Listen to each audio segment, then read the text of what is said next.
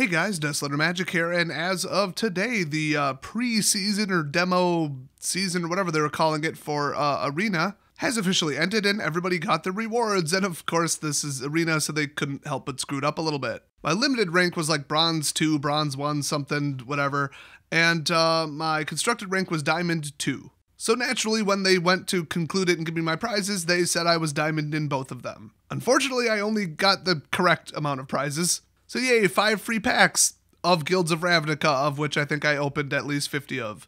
Oh, got 500 coins from each though. And then I believe this is true for everybody, until you actually completed one more game, it would show your rank as your old rank. So I'm like, why am I playing up against a Gold 2 person when I'm still Diamond, it says. So 2 instances of showing the wrong information on screen from one simple thing. Wow, good job, guys. But yeah, this one's right around 29-30 days, so a little bit shorter than the last season. And it wouldn't put in too much effort, although you may have already heard the MTG Arena Mythic Invitational is happening now. Well, not right now, but every game you play right now is attempting to qualify for it until February 28th. So let's just burn through their announcement about it. The first ever $1 million Magic the Gathering Mythic Invitational is the kickoff of an exhilarating new world of competitive Magic, and you could be there.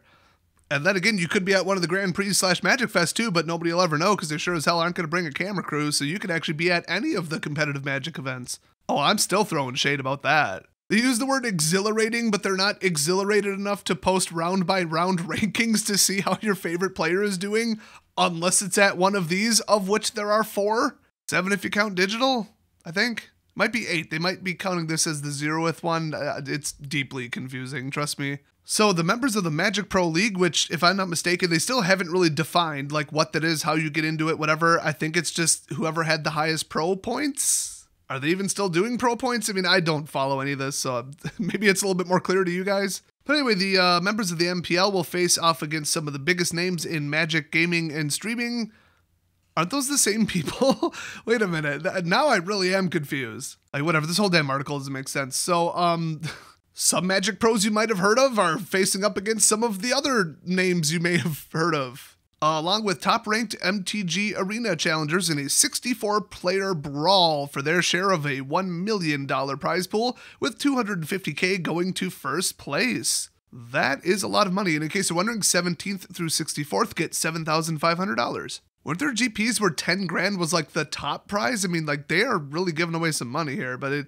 You know, 1, you're never going to qualify for this, spoiler alert, and 2, it's just a marketing ploy. Don't expect them to even do this next year. They're just trying to get people interested in esports, and big giant numbers are really impressive, I guess. So this tournament is happening at PAX East in Boston, Massachusetts on March 28th through the 31st. And then they go on to assure you that it actually will be streamed on Twitch. Well, that's a 180 from your past tournaments, isn't it? Not that I care or watch it. So, who is invited? That is the next header, and that's what everybody's waiting to hear about. By the way, monitor punch warning, just throwing this out there. Some of you, this might be news to you. I already knew this. But 1 or 2 or 3 of these little facts in this here section might piss you off a little bit. The Mythic Invitational will be inviting a mix of the best, names you know and love to watch, and players who are selected from among the top players in MTG Arena from February 1st to the 28th. So in other words, people who kind of earned it, people who are popular and probably are going to lose, and then people who are probably somehow finding a way to cheat on MTG Arena. Let's just reverse it because people don't like my logic on this, but here's where I'm coming from.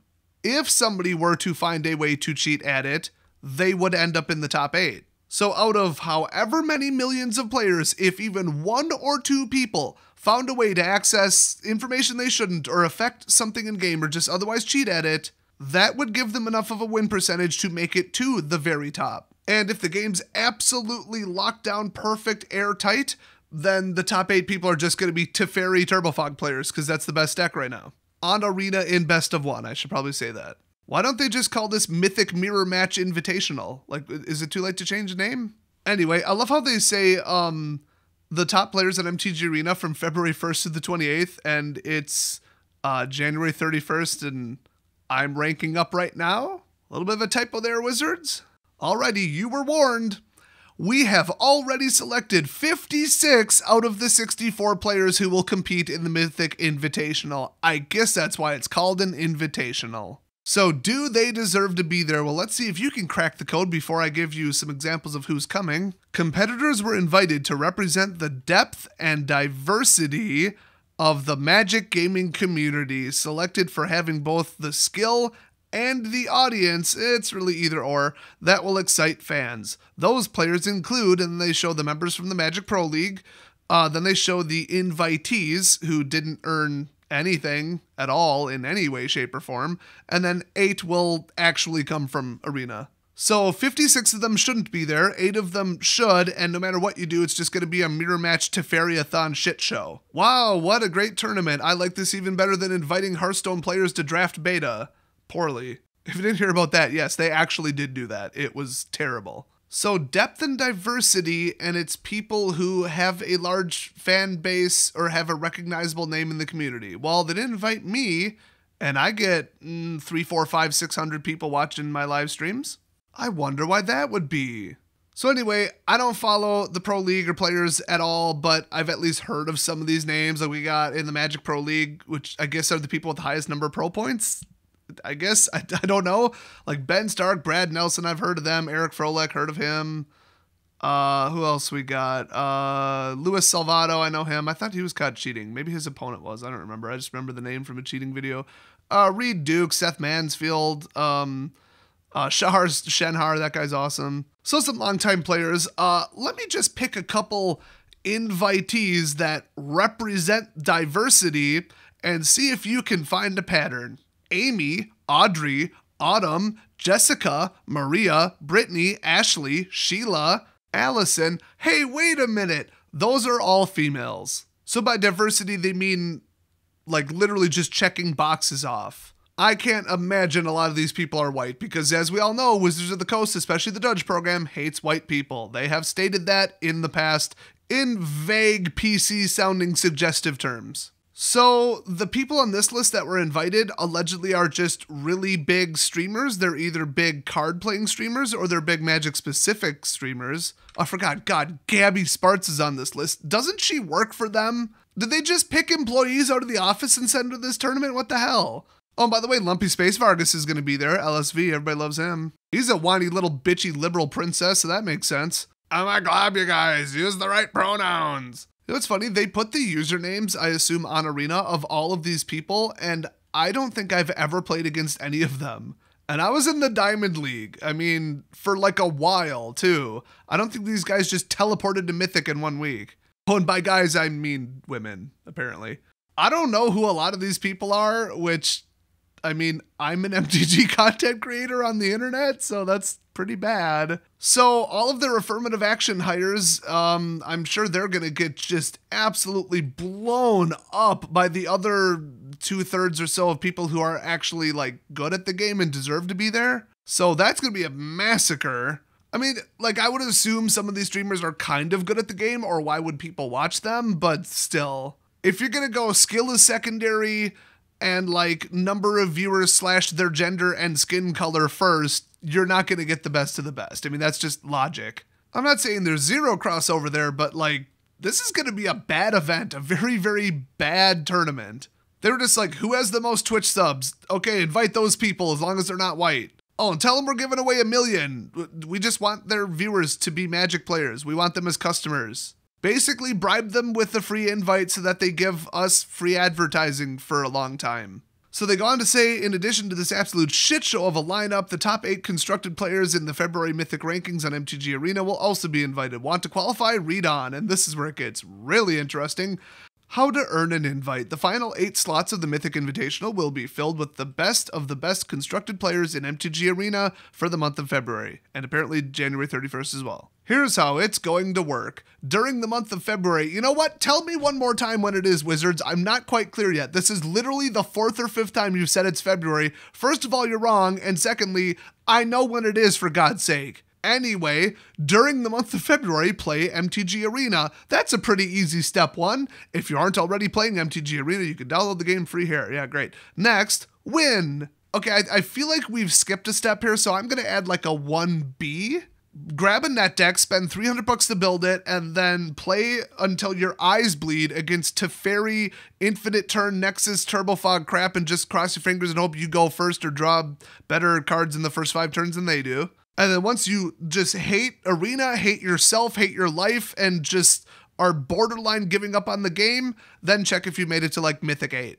Anything other than that really wouldn't qualify you for this tournament, so, I mean, let's just be real about it. The funny thing is they say next, win! Achieving Mythic ranking is difficult, and getting to the top 8 is an even greater accomplishment. It's really just a time investment at that point. It's just sheer brute force of, I've got a 51% win rate, let's take that all the way to the bank by playing 100 games a day. Now, the funny thing is they say you can play and win in Ranked Constructed, which includes Best of 1 and Best of 3. So what I would do is play Best of 3 until I got to the top, then play Best of 1. I think that would be strategically sound. But are they going to do, 4 from each? Well, my understanding is it's the same ranking. So manipulating which one you play and when, like if you switch to 3 all of a sudden and you've got a very heavy 3 or 4 colors Swiss Army sideboard that beats everything game 2 and 3, you would have a huge advantage over Best of 1. Also, they can't find a match that's like Mythic 50 or above. You'll just play some Mythic rank 10,000 person in Best of 3 and completely blow them up and then, oh look, another win. So there are ways to kind of game that a little bit, but I don't see a way around it, so it is what it is. Oh, now we get to the fun details. We'll be publishing an official ranking of the top 100 weekly throughout the month of February. Really, is that what it is? I wasn't sure. And emailing players in the top 1,000 once the season concludes. Well, what's the email going to say? Good job, you almost made it, spend more money, bitch? Note that your listed in-game ranking may not be accurately reflected in your displayed ranking. I'm not even sure which one they're talking about. They're both inaccurate as far as I'm concerned. So if it says Mythic 7, are you actually 7, like the day before it finishes? Or should you play one more, which what if you thought you had to, but you didn't, because the person above you lost, but then you lost, bumping yourself back down? Oh boy, these top 8 people, it's going to be a surprise to every single one of them that they're in it. So the rankings will be finalized on Thursday, February 28th at noon Pacific time. Then on Monday, March 4th, we will email final certified rankings to every player in the top 1,000. We'll also contact the top 8 directly for more information. Cool, well if I make it, you're going to see either like see more butts or like, it'll be like a shockingly new DCI number because that's what they're going to ask for. Maybe you'll see Des and then O apostrophe later, aka Irish Des. Maybe I'll actually just register Big Booty with a hyphen and then Judy. So my name will be Judy, comma, Big Booty. And then I'm just going to show up and drag. And when they figure out it's me, what are they going to do about it that won't get them sued? Oh, guys, I will have the Kickstarter up on March 5th for some just blazing, flaming high heels. Well, anyway, I'm not even going to get to top 1,000 because I don't have the time in the day to play 100 matches a day, which is what it would take. That's just math. Your deck and your playability is not good enough to get there in 5 games a day. Nobody can play that well, and a deck that good doesn't exist, period. You're just going to have to play that 51-52% advantage and just brute force your way to the top by sheer volume of games played. That's all there is to it. Or cheat, because, like I said in previous videos and probably this one, if somebody were to find an exploit, they will finish in the top because they'll have such an enormous advantage. So if there is a flaw in Arena, that's who will end up in the top of Mythic. So this whole tournament's going to be real interesting.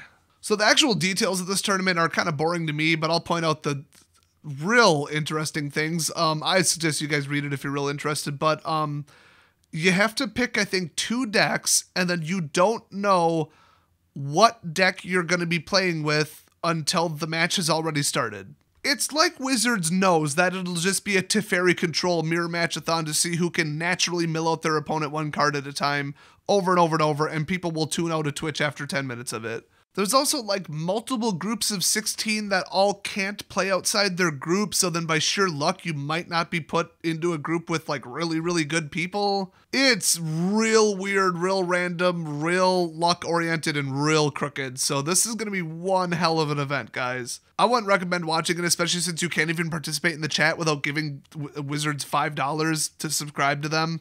They have their Twitch chat on subscriber only. I'd recommend what I'm currently doing, which is ignoring the entire pro scene. Don't watch a minute of it. Don't follow any pros. They're all cheating anyway. They're just going to end up giving $250,000 to somebody who doesn't deserve it, and I want no part of that. Also, don't burn yourself out thinking, oh, maybe I'll get there on Arena. No, you won't. I won't do it. You won't do it. Nobody you know is going to do it. Just give up now. I mean, you know how many good games are coming out in like February and March? Just screw Arena, basically. Until they ban Teferi and Nexus, I'm not even interested in playing the dailies, to be perfectly honest. So I just mostly wanted to make fun of this stupid tournament and how they're running it and how they invited like 50% women to it. And it's just what an absolute unfair disaster of a tournament this is going to be. And remember, they took coverage money, the money to pay the coverage team, away from all the other Grand Prix and Magic Fests to run this trash. Don't forget that fun detail. So anyway, thanks for watching, and I'll see you guys next video.